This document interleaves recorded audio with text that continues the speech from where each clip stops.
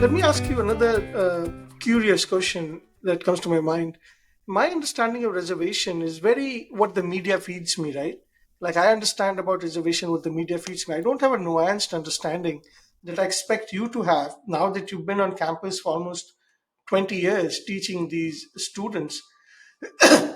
What I know from media is that it's a very divisive topic, and what my logic tells me is that it should just be economic reservation. I can understand a poor person not having same resources as others to get into a premium institute like IIM Bangalore, but I don't understand caste-based reservation because at least the media tells me, well, IAS ka beta IIM pahunchta hai, because well, I'm reserved.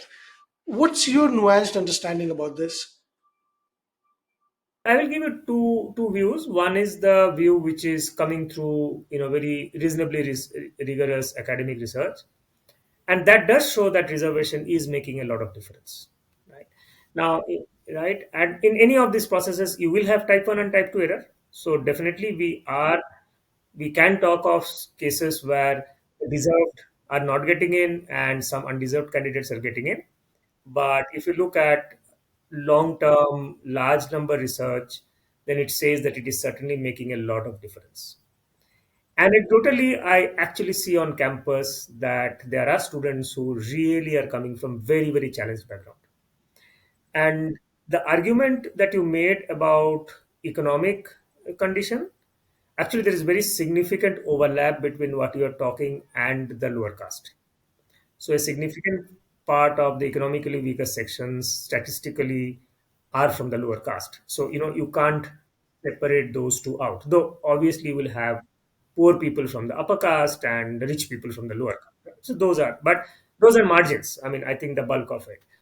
So I sit for also interviewing students who are eligible for scholarships because they come from economic challenge background, and if you look at those applications, they are from really really poor background, right? I mean, kind of Okay, poverty which I'm sure you and I have not even okay, have uh, familiarity with. okay, And its majority of them are also from backward castes, because as you will notice that in India, looking at the surname itself, you and I can make a reasonable guess about the caste, right? So that overlap is significantly there.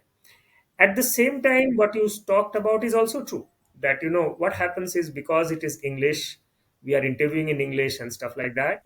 I interview candidates who have studied in, say, places like Delhi Public School, and they're coming into our caste, I mean, from a reservation category, because they're third or second generation beneficiaries. So yes, I mean, mistake is also there, and as a result, a lot of, or at least some amount number of students will be unhappy that, oh, come on, I mean, these people have common reservation, but they seem to be nothing, not even disadvantaged. They're actually more advantaged than what many of them are. But if you look at the studies, etc., then I think those are more exceptions than the. okay. And Saurabh, can you explain for our audience what's a type 1 error in case of reservation and what would be a type 2 error in case of reservation? Well, in the sense, you will always end up providing advantage, providing the concession to an undeserving candidate. That Okay, is that's type a 1 type error. 1 error.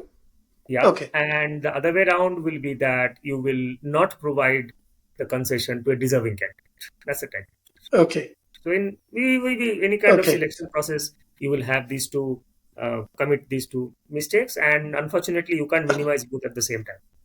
Uh, the reservation, you're saying that research shows that it helps.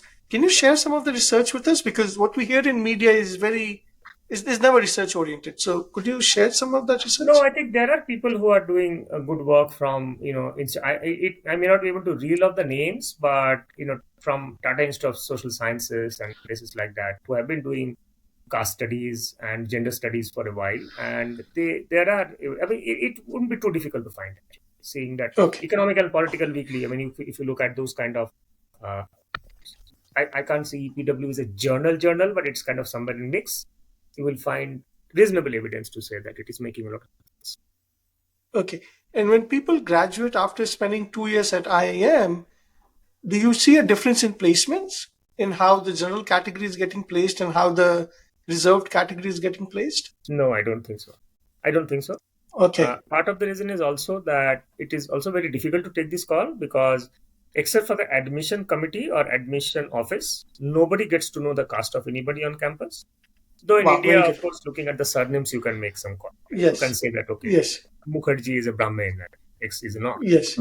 But none of the employers get to know about it. And I think there may be, okay, let me tell you this, that if you do a correlation between students who are probably struggling in the course versus people who are doing reasonably okay, you may find, I haven't looked at this data, but anecdotally, you may find a little bit more incidence of people who are coming from the reserved category. But I think that is understandable because, That's you know, understandable. Yes. our cutoffs are also lower, and many of these people also have not done their studies in English as a vernacular, as a first language, and so naturally they have also a lot. And that's where I see the difference, that that there, it's not about intelligence, it's not about innate capability to give the logic, but it's maybe about communication, it's maybe about a bit of Yes. confidence that many of them lack Yes. with one-on-one situation.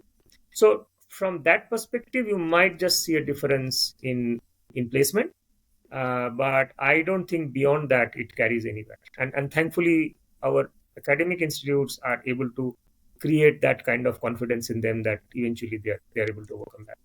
That's very And I nice. think that's where the benefit of gap courses or pre courses comes in for Yes, every candidate, especially absolutely, for those who are on a lower cutoff.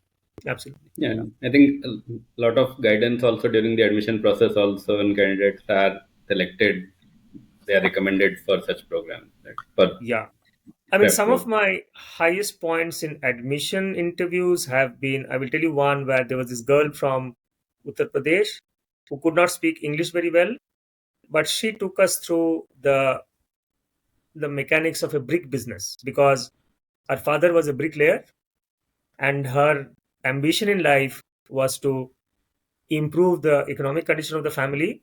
And we said, how will you do that? He said, okay, I will become the owner of the brick business. My father is a laborer there, I will become the owner. I said, okay, can you explain the mechanics of brick business? And she just took us through each and everything. Many of our students won't be able to do that. And I think that's the highest point. He said, okay, boss, Wow. get her in. I mean, this is the person whom we need in class. Yeah. So Wow. those are great moments. Get her in, get her in. She will get into McKinsey and tell all the brick businesses how to improve. Yeah.